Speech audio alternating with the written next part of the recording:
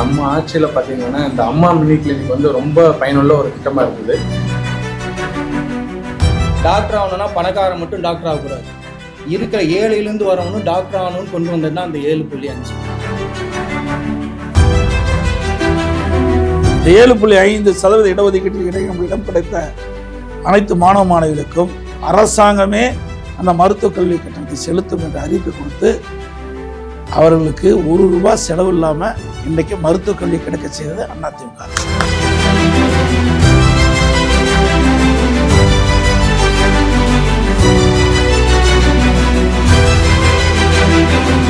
அதிமுக கட்சியை பொறுத்த வரைக்கும் ஆளுங்கட்சியாக இருந்தாலும் எதிர்கட்சியாக இருந்தாலும் மக்களுக்கு தேவையான உதவிகளை தொடர்ந்து செயல்பட்டு கொண்டிருக்கின்றது.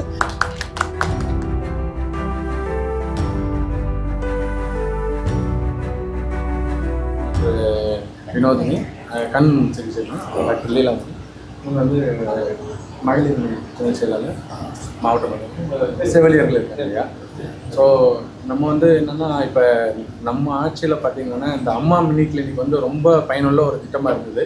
காரணம் பார்த்திங்கன்னா 2 சுகாதார நிலையங்களுக்கு ஒரு 30,000 பாப்புலேஷனுக்கு தூரம் 8 கிலோமீட்டர் 10 கிலோமீட்டர். பட் நடுவில் நம்ம ஒவ்வொரு கிராமத்துக்கும் ஒரு ஊராட்சிக்கும் கொடுக்கும்போது மக்கள் வந்து வேலைக்கு போயிட்டு வரவங்க சாயங்காலத்தில் ஈஸியாக போய் பார்த்துக்கலாம். ரொம்ப குறிப்பாக சொல்லணும்னா இந்த போலி மருத்துவர்களோட இதை வந்து அது ரொம்ப போக்குச்சு. MBBS படித்த பதிவு பெற்ற மருத்துவர்களுக்கு வந்து சிகிச்சை பெறக்கூடிய வசதி வந்து அந்த கிராமப்புறங்களில் இருந்தது. இப்போ அது இல்லாமல் போயிடுச்சு. அது வந்து மிகப்பெரிய ஒரு இது. நம்ம கொண்டு வந்த திட்டத்தில் அது மக்கள் பயங்கரமான வரவேற்பு இருந்தது.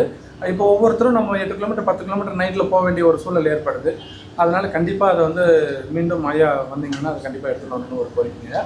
பொறுத்த வரைக்கும் அதிமுக ஆட்சியில் ஏழைகளுக்கு சிறப்பான சிகிச்சை அளிக்க வேண்டும் என்ற அடிப்படையில் தான் கிராமத்திலிருந்து நகர வரை ஏழை மக்கள் அதிகமாக வசிக்கின்ற பகுதியை தேர்வு செஞ்சு அங்கே ஒரு அம்மா மினி கிளினிக் நாங்கள் திறந்தோம்.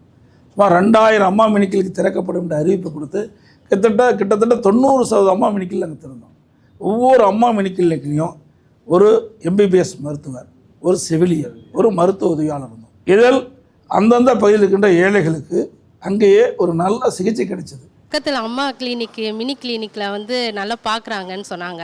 அதனால் நாங்கள் வந்திருக்கோம் பார்க்கலான்னு. நல்லா பார்க்குறாங்க, டேப்லெட்டில் டாக்டர்ஸும் நல்லா இதுவாக பேசுகிறாங்க. ஆனால் இது மக்களிடத்தில் மிகப்பெரிய வரவேற்பு வந்த காரணத்தினால அரசியல் கால்புஷன் காரணமாக திராவிட முன்னேற்ற கழக முதலமைச்சர் ஸ்டாலின் அவர்கள் அந்த திட்டத்தை ரத்து பண்ணிட்டார். மீண்டும் மக்களுக்கு பயனளிக்கக்கூடிய, குறிப்பாக ஏழை மக்களுக்கு பயனளிக்கக்கூடிய இந்த அம்மா மினி கிளினிக் திட்டம் தொடங்கப்படும்.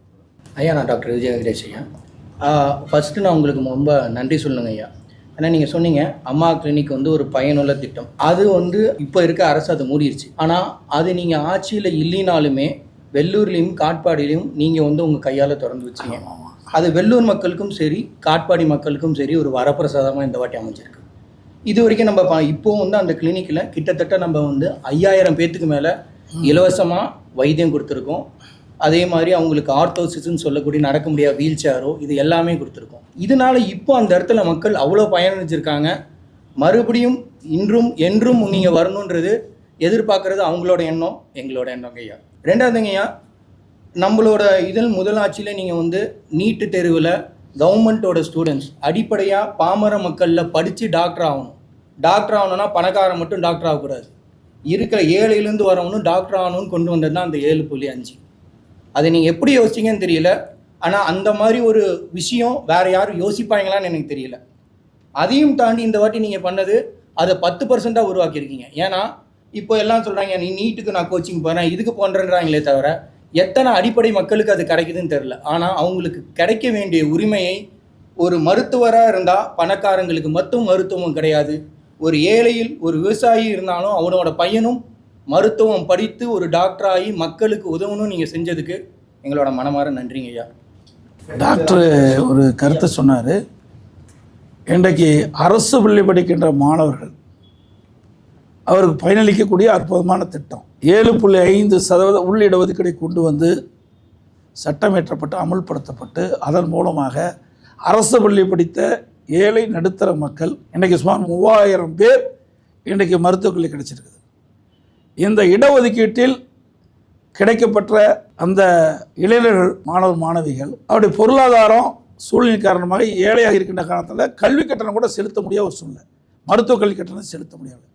அதை அரசு உணர்ந்து 7.5% இடஒதுக்கீட்டில் நமக்கு இடம் கிடைத்த அனைத்து மாணவ மாணவிகளுக்கும் அரசாங்கமே அந்த மருத்துவக் கல்வி கட்டணத்தை செலுத்தும் என்ற அறிவிப்பை கொடுத்து அவர்களுக்கு ₹1 செலவு இல்லாமல் இன்றைக்கு மருத்துவக் கல்வி கிடைக்க செய்தது அதிமுக அரசாங்கம்.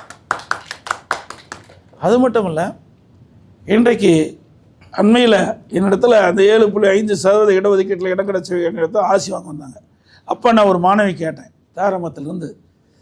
அந்த மாணவி சொன்னாங்க, நான் 600 மார்க்கு நான் வந்து நீட்டில் எழுதி நான் பெற்றிருக்கிற மார்க். இதுக்கு முந்தி அரசு பள்ளியில் படிக்கின்ற மாணவர்கள் நீட்டுனா ஒரு பய உணர்வோடு இருந்தது. இன்றைய தினம் இந்த அரசு பள்ளி படிக்கின்ற மாணவர்கள் மற்ற மாணவர்களுக்கு இணையாக தங்களை வளர்த்துக்கிட்டாங்க. இது ஒரு பெரிய அச்சீவ்மெண்ட்டு தான். இப்படி மாணவர்களிடத்தில் ஒரு பெரிய மாற்றத்தை இந்த இடஒதுக்கீடு செயல்படுத்தியிருக்கிறோம். மீண்டும் அதிமுக ஆட்சி வரும் மக்களுடைய துணையோடு. அப்பொழுது இந்த இடஒதுக்கீடை கூடுதலாக 2.5 உயர்த்தி 10% நாங்கள் கொடுக்கின்ற பொழுது இன்னும் அரசு பள்ளியில் படிக்கின்ற மாணவர்களுக்கு கூடுதலாக மருத்துவக் கல்வி இடம் கிடைக்கும், பல் மருத்துவர்களாகுவதற்கு வாய்ப்பு கிடைக்கும். உங்களிடம் சில மருத்துவர்களுக்கு தேவையான கோரிக்கைகளை நான் சொல்வதற்காக இங்கே வந்திருக்கிறேன். முதல்ல நீங்கள் தான் வந்து இந்த திருப்பத்தூருக்கு ஒரு நல்ல தலைமை மருத்துவமனையை கொடுத்தீர்கள். எல்லோரும் சிறப்பாக செயல்பட்டார்கள். ஆனால் இப்போ தலைமை மருத்துவமனை நடந்து கொண்டிருக்கிறது. ஆனால் டாக்டர்கள் பற்றாக்குறை. மகப்பேறு சம்பந்தமாக நான் பேச வேண்டும் என்று இருந்தால் ஒரு நாளைக்கு 600 கேசஸ் வருகிறது. ஆனால் அங்கே இருக்கிற டாக்டர்ஸ் 4 பேர். அதே மாதிரி டெலிவரிஸ் வந்து ஒரு நாளைக்கு 40 நடக்குது. அந்த 3 டாக்டர் 4 டாக்டர் தான் பண்ணுவாங்க. இதே மாதிரி மோரலஸ் 20 சிசேரியன் ஒரே டாக்டர் பண்ணுறதுனா கஷ்டம். அவங்களுடைய கோரிக்கை அதுதான். நிச்சயமாக அதிமுக ஆட்சி வரும். அப்படி வருகின்ற பொழுது எந்தெந்த மருத்துவமனையில் மருத்துவர்கள் பற்றாக்குறை இருக்குதோ அதையெல்லாம் முழுமையாக நிரப்பப்படும்.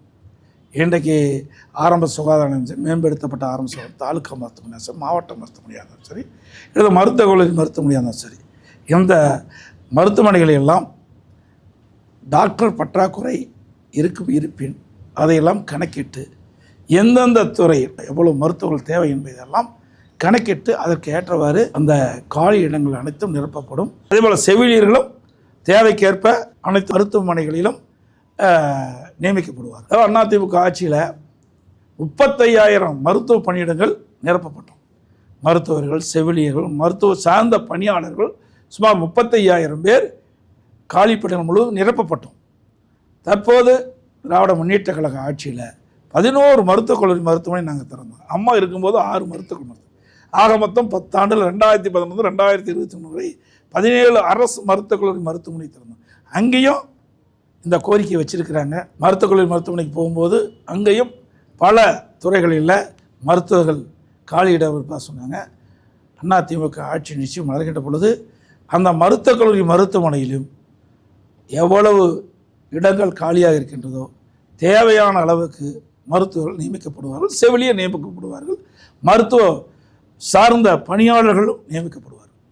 அதில் மெயின் என்ன சொல்கிறாங்கன்னா, இந்த ஆட்சியில் மனதளவில் வந்து ரொம்ப பாதிச்சிருக்கு. ஸ்ட்ரெஸ் வந்து ரொம்ப ஜாஸ்தி இருக்குங்க. யாருமே வந்து பணிச்சுமை அதிகமாக இருக்கிறதுனால சமீபத்தில் நம்ம மாவட்டத்திலே பார்த்தீங்கன்னா ஒரு மருத்துவர் வந்து தற்கொலை பண்ணிக்கணும் ஒரு நிகழ்வு கூட நடந்ததுங்க வாணியம்படியில். உங்களுடைய ஆட்சியில் அண்ணன் KC வீரமணி அவர்கள் இப்போ சுகாதாரத்துறை அமைச்சராக இருக்கும்போது எளிதில் அணுகக்கூடிய ஒரு நபராக இருந்தார். நாங்கள் போயிட்டு நேராக வீரமணி அண்ணன்கிட்ட இது வேணும் அது வேணும்னு இங்கே இருக்கிற இந்த மாவட்டத்தில் இருக்கிற ஆட்கள் அணுகக்கூடிய ஒரு நபராக இருந்தார். ஆனால் இப்போ இருக்கிற காலகட்டத்தில் இப்போ இருக்கிற சுகாதாரத்துறை அமைச்சரை பார்க்கவும் முடியல. எண்ணற்ற கோரிக்கைகள் எல்லாம் டெய்லி போராட்டம் அது இது நடத்தினா கூட இவங்களை வந்து பணி நிரந்தரம் செய்யலை. இந்த மாதிரி பல விஷயங்கள் இருக்கும்போது ஆனால் அவங்க வந்து வாக்குறுதி கொடுத்தாங்களே தவிர எதுவுமே செய்யலை. அதே போல் பல திட்டங்கள் கொண்டாந்தாங்க. என்னன்னு பார்த்தீங்கன்னா மக்களை தேடி மருத்துவம்னு சொன்னாங்க, நலம் காக்கும் ஸ்டாலின் சொன்னாங்க. எல்லாமே பெயரளவில் தான் இருக்குதே தவிர மக்களுக்கு சென்று சேரக்கூடிய ஒரு நல்ல திட்டங்களா இல்லை. மக்களுக்கு எளிதாக சிகிச்சை அளிக்கக்கூடிய அளவிற்கு அதே போல் மருத்துவர்களும் எந்தவித மன உளைச்சலும் இல்லாமல் சிறப்பான சிகிச்சை அளிக்கக்கூடிய அளவுக்கு தேவையான மருத்துவர்கள், செவிலியர்கள், இதர மருத்துவ பணியாளர்கள் நியமிக்கப்படுவார்கள். எதாவது தலைமை ஹாஸ்பிட்டல் இருந்தாலுமே ஒரு ரெஸ்பான்சிபிலிட்டி எடுத்து பார்க்க மாட்டேங்கிறாங்க. ஆனால் நீங்கள் சின்ன கிளினிக்காக இருந்தாலுமே உங்கள் சக்திக்கு முடிஞ்ச அளவுக்கு அதை டயக்னோஸ் பண்ணி சொல்றதுல வந்து எங்களுக்கு ரொம்ப சந்தோஷம்னு சொல்லிட்டு நாங்கள் டெய்லியுமே ஒரு 15 பேஷண்ட் 20 பேஷண்ட்டை பார்க்குறோம். ஒரே மனசு சந்தோஷமா இருக்கு. இதை வந்து நீங்க அடுத்த ஆட்சிக்கு வரும்போது இது இன்னும் பெருசு பண்ணி எல்லா மாவட்டத்திலையும் கொண்டு வந்தா சந்தோஷமா இருக்கு. அதாவது அதிமுக ஆட்சி இருந்தாலும் இல்லாவிட்டாலும் மக்கள் பணி தொடர்ந்து செயல்பட்டு நம்முடைய இயக்கத்தின் சார்பாக பல இடங்களில் மருத்துவ முகாம் நடத்துகிறோம். எல்லா இடத்துலையுமே பெரும்பாலான மாவட்டங்களில் அதிமுக சொந்த செலவில் உங்களைப் போல இருக்கின்ற மருத்துவர்களை வைத்து மருத்துவமாக நடத்துகிறோம். ஏழைகளுக்கு உரிய சிகிச்சை கொடுக்குறோம். அவர்கள் நீங்கள் சொல்கிற உழைக்கின்ற மக்கள் தன் உடலில் என்ன நோய் இருக்குன்னு தெரியாமலே உழைச்சிட்டு இருக்கிறாங்க. அப்படிப்பட்ட மக்கள்லாம் இந்த மருத்துவ முகாமில் கலந்து கொண்டு அவர்களுக்கு தேவையான சிகிச்சை கொடுக்குறோம். திருப்பத்தூர் மருத்துவமனை எம்ஆர்ஐ ஸ்கேன் அப்படின்னு இது இருக்கு சார். அதோட ரிசல்ட் வந்து ஒரு வாரம் ஆகுது, வெளியில் போயிட்டு தான் ரிசல்ட் வருது. அதுக்குள்ளே நோயாளியோட உடல்நிலை ரொம்ப மோசமாக இருக்குது. அதாவது ஏற்கனவே அரசு மருத்துவக் கல்லூரி மருத்துவமனையில் எம்ஆர்ஐ ஸ்கேன் நிறையா நாங்கள் பொருத்தியிருக்கிறோம். அதிமுக ஆட்சிக்கின்ற வரைக்கும் எந்தெந்த மருத்துவமனையில் மருத்துவக் கல்வி தேவையோ அதையெல்லாம் நாங்கள் உலக வங்கியுடன் நாங்கள் வாங்கி கொடுத்துருக்குறோம். நீங்கள் சொன்ன கோரிக்கையும் எதிர்காலத்தில் நிறைவேற்றப்படும்.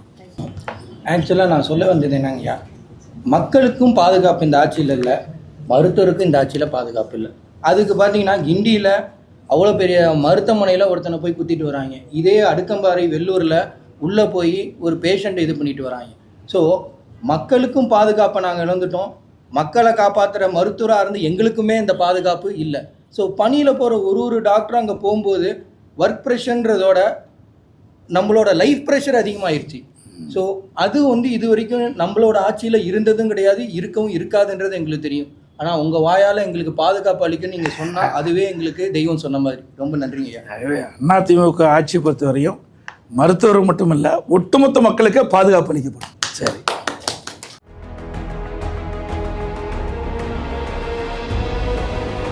கே. பழனிசாமி என்னும் நான்